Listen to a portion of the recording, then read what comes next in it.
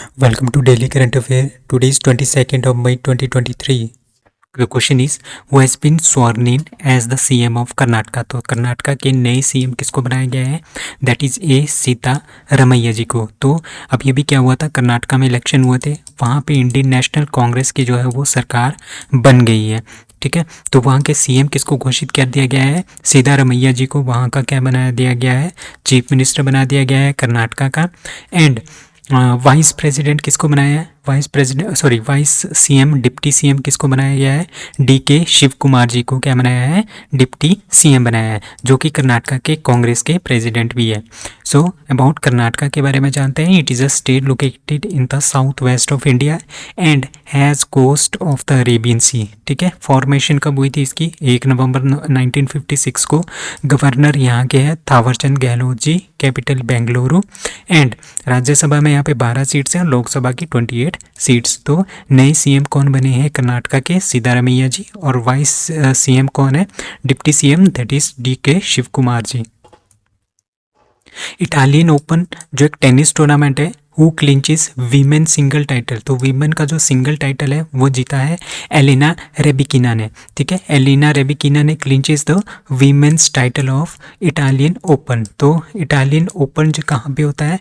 Italy, रोम में ये होता है। ठीक है, Italian Open tennis Elena Rybakina of Kazakhstan, ठीक है, कजाकिस्तान की है। द वीमेन सिंगल टाइटल इन्होंने जीता है बाय डिफीटिंग यूक्रेन की एल्हिना कैलिनिया को इन्होंने 6-4 और 1-0 से हराया है।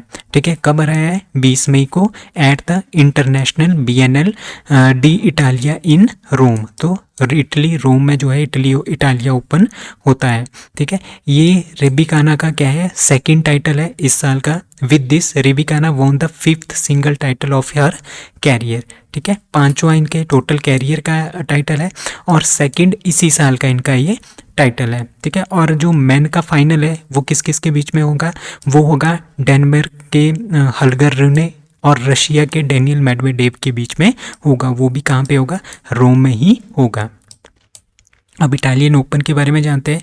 Italian Open has a rich history dating back to its inception in 1930। तो 1930 से ये रेगुलरली जो है ये होता आ रहा है। It is one of the most prestigious event of the tennis calendar. इसमें मेन सिंगल होता है, वीमेन सिंगल होता है, मेंस का डबल भी होता है, वीमेंस का डबल भी होता है और मिक्स डबल्स भी इसमें होता है।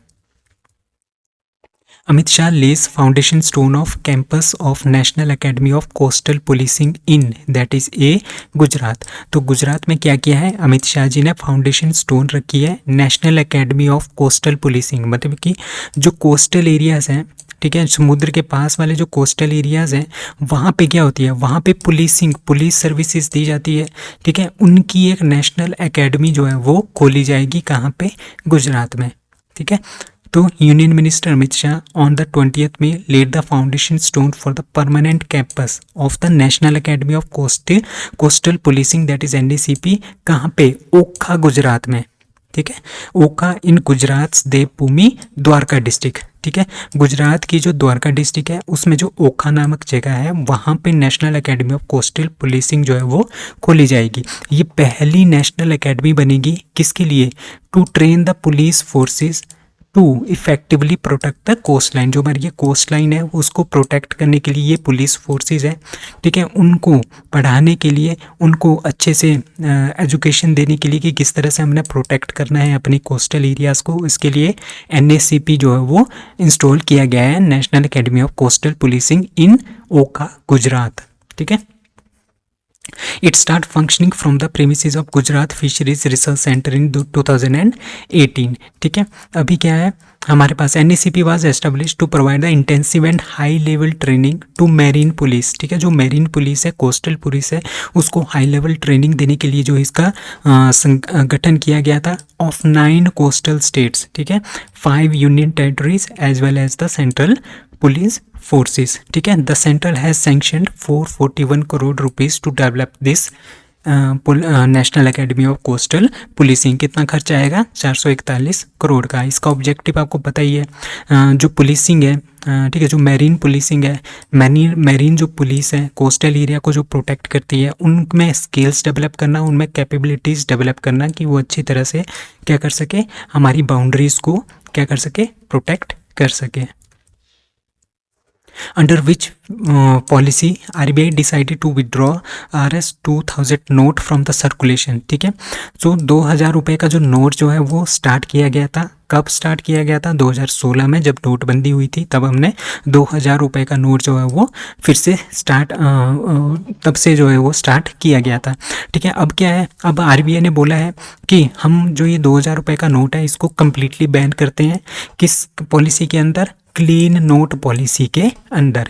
जो ये क्लीन नोट पॉलिसी है ना, ये 1999 में जो है इंट्रोड्यूस की गई थी रिजर्व बैंक ऑफ इंडिया के द्वारा। इसके अकॉर्डिंगली क्या होता है, जिस तरह से हमारे पास कटे फटे नोट होते हैं ना, ठीक है, उसको क्या करता है, बैंकों में डिपॉजिट करते हैं। बैंकों में डिपॉजिट करने के बाद कहाँ पे जाता है वो? आरबीआई के पास जाता है। ठीक है, उसके बदले में क्या करता है आरबीआई, या फिर उसको क्लीन कर देता है या उसको रिमूव करके नए नोट जो है उसकी जगह पे लेके आते हैं, ताकि हमें क्या मिले, गुड क्वालिटी करेंसी मिले, करेंसी के नोट्स मिले और कॉइन्स मिले। ठीक है, अच्छे से अच्छे क्वालिटी के करेंसी नोट्स मिले, अच्छे से अच्छे हमारे पास कॉइन्स मिले कस्टमर्स को। तो यही है क्लीन नोट पॉलिसी। तो इसी के अंतर्गत क्या किया है, जो 2000 रुपये का नोट है ना उसको कम्प्लीटली जो है वो बैन कर दिया गया है, और ये सितंबर 30, 2023 से कम्प्लीटली बैन जो है वो हो जाएगा। तब तक क्या होगा, जिसके पास भी 2000 रुपये के नोट्स है वो अपने बैंक में जाके वहाँ पे क्या कर सकते हैं, उसको रिप्लेस कर सकते हैं। अब रिजर्व बैंक ऑफ इंडिया कब बना था? 1 अप्रैल 1935 को कोलकाता में बना था। इसके फाउंडर ब्रिटिश राज के टाइम में हुआ था। हेडक्वार्टर इसका मुंबई महाराष्ट्र में है और इसके गवर्नर है Shaktikanta Das. 75-25 initiative launched for the people who are suffering from that is a hypertension and diabetes। so जिसको हाइपरटेंशन है, जिसको डायबिटीज़ है, उन लोगों के लिए जो है एक इनिशिएटिव लॉन्च किया गया है जिसका नाम है 75-25। ठीक है, तो यूनियन जो हेल्थ मिनिस्ट्री है उन्होंने ये लॉन्च किया है bold initiative to screen and to provide the standard care. इनको अच्छी से अच्छी केयर प्रोवाइड करने के लिए, ठीक है, कौन कौन से मरीजों को? हाइपरटेंशन और डायबिटीज़ के मरीजों को। अबाउट इसका नाम 75-25 क्यों रखा गया? क्योंकि इस दिन क्या है, कितने लोगों को ये इनिशिएटिव जो है वो प्रोवाइड किया गया? 75 million individuals which are suffering from hypertension and diabetes by 2025। मतलब कि जो 75 मिलियन जो इंडिविजुअल्स होंगे जो कि हाइपरटेंशन और डायबिटीज़ से 2025 तक ग्रसित होंगे, उनके लिए ये जो इनिशिएटिव है लॉन्च किया गया, तभी इसका नाम है 75-25। ठीक है, तो इसके साथ साथ हमारे पास वर्ल्ड हेल्थ ऑर्गेनाइजेशन भी एक्सेलेटिंग द अभी क्या हुआ, the significant announcement was made during the G20 co-branded event called Accelerating the Prevention and Management of Hypertension and Diabetes। ठीक है, विच वाज ऑर्गेनाइज बाय, जो ये एक तरह का इवेंट है, ये किसने ऑर्गेनाइज किया था? यूनियन हेल्थ मिनिस्ट्री और वर्ल्ड हेल्थ ऑर्गेनाइजेशन दोनों ने मिलके जो है ये लॉन्च किया था। कौन सा program? Accelerating the prevention and management of hypertension and diabetes. तो वहाँ पे हमने ये बोला, हमारी यूनियन मिनिस्ट्री ने ये बोला कि 75-25 इनिशिएटिव जो है हमने लॉन्च किया गया है, जिसके अंतर्गत 75 मिलियन इंडिविजुअल्स जो कि हाइपरटेंशन और डायबिटीज़ से सफ़र करेंगे 2025 तक, उनके लिए ये इवेंट जो है ये इनिशिएटिव जो है ये लॉन्च किया गया है। इसके अंतर्गत जितने भी ये लोग होंगे हाइपरटेंशन वाले, डायबिटीज़ वाले, उनको अच्छी से अच्छी इंटेंसिव केयर, अच्छे से अच्छी केयर जो है उनको दी जाएगी, ताकि वो ज़्यादा से ज़्यादा अच्छी तरह से ठीक हो सके। ठीक है, तो मिनिस्ट्री कौन सी है? Ministry of health and family welfare, launched year 2023। Implementing body that is union health ministry. Mahatma Gandhi bust unveiled by prime minister in that is the Hiroshima. तो आजकल जो हमारे प्राइम मिनिस्टर हैं वो जापान की यात्रा पे गए हुए हैं। ठीक है, वहाँ पे G7 की मीटिंग जो है उन्होंने अटेंड की। तो वहाँ पे क्या किया, हमारे PM नरेंद्र मोदी जी ने एक गिफ्ट किया है महात्मा गांधी की बस्ट। ठीक है, बस्ट होता है इस तरह का, ठीक है, जो ये स्टैचू टाइप होता है, ठीक है, इसको बोलते हैं बस्ट। इसको अनवील किया है कहाँ पे? हिरोशिमा में। ठीक है, Mahatma Gandhi bust serves as a gift from the government of India. तो गवर्नमेंट ऑफ इंडिया की तरफ से ये गिफ्ट जो है हमने जापान को दिया है, ताकि क्यों दिया है? ताकि हम क्या कर सके, एक मीनिंगफुल एंड सिग्निफिकेंट सिंबल है ये फ्रेंडशिप का एंड गुडविल का बिटवीन इंडिया एंड जापान। ठीक है,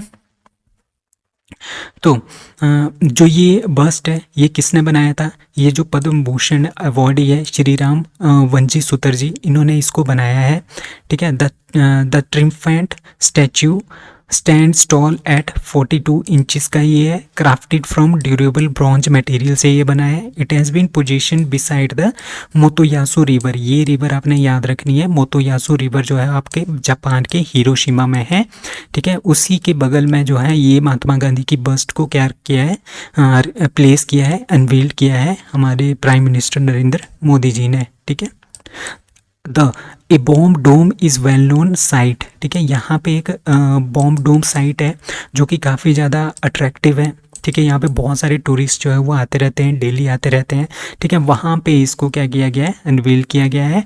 और मोतोयासु रिवर के पास, मोतोयासु रिवर भी यहीं पे है। ठीक है। और Mahatma Gandhi bust was specially chosen, क्यों दी हमने इसी को क्यों दिया? क्योंकि it is a symbol of solidarity concerning peace and non violence. India begins operation Karuna to assist which country? That is the Myanmar. मैंने कुछ दिन पहले आपको एक न्यूज़ पढ़ाई थी कि साइक्लोन मोचा जो है वो कहाँ पे आ रहा है, म्यांमार वाली साइड आ रहा है और उड़ीसा की तरफ जो है हमारे ऊपर की तरफ जा रहा है। ठीक है। तो ये जो मोचा है ना, मोचा साइक्लोन मोचा है, इसका नाम जो सजेस्ट किया था वो सजेस्ट किया था यमन ने। ठीक है। तो ये बहुत ही ज़्यादा स्ट्रॉन्गेस्ट ऑल सीजन साइक्लोन था ये, दोनों अरेबियन सी में और बे ऑफ बंगाल में 1982, मतलब कि 1982 के बाद कोई भी इतना स्ट्रॉन्ग साइक्लोन जो है अरेबियन सी या फिर बे ऑफ बंगाल में नहीं आया था आज तक। ठीक है। तो ये ऑपरेशन मोचा, इसमें बहुत ज़्यादा क्या हुआ, बहुत ज़्यादा नुकसान हुआ है म्यांमार का। तो उसको कम करने के लिए, उस नुकसान को कम करने के लिए India has taken an initiative and aid भी दे दी है म्यांमार को।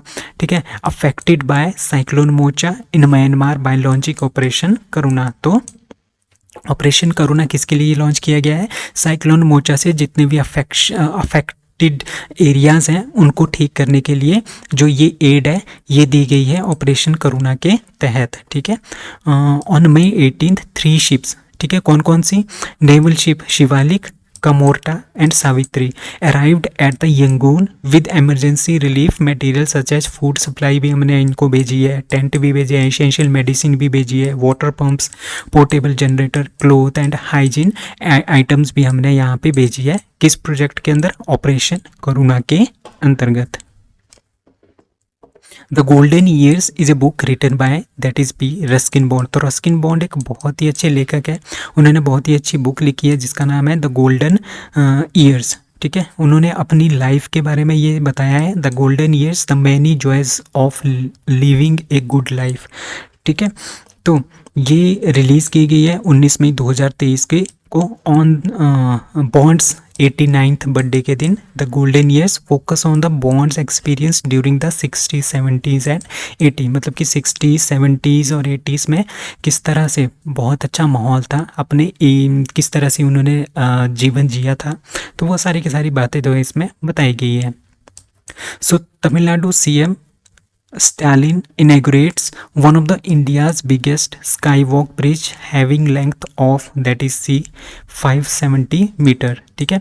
तमिलनाडु में क्या किया है, जो वहाँ के चीफ मिनिस्टर हैं MK स्टालिन, उन्होंने इनेगोरेट किया है इंडिया का सबसे बड़ा स्काई वॉक ब्रिज।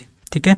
जिसकी लेंथ है 570 मीटर्स और जिसकी विड्थ है 4.2 मीटर्स। ठीक है।